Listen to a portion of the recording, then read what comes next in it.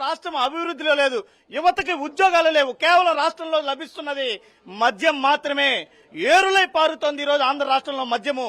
మరోవైపు గత ప్రభుత్వం మీద విమర్శలు చేస్తూ ఎక్కడా లేనిపోని కృత్రిమమైనటువంటి లిక్కర్ స్కామ్ అంటూ ప్రజల దారిని అటువైపు మళ్లించి ఆయన దారిని ఈ రకంగా సంపద సృష్టించుకునేటువంటి రీతిలో 24 గంటలు మద్యాన్ని అందుబాటులో పెట్టినటువంటి పరిస్థితి ఈ రోజు ఆంధ్ర రాష్ట్రంలో కనిపిస్తోంది. యువతకు ఉద్యోగాల బదులు మందు లభిస్తోంది, మహిళలకు మనశ్శాంతి బదులు ఈ రకంగా ఆత్మక్షోభ మిగులుస్తున్నారు.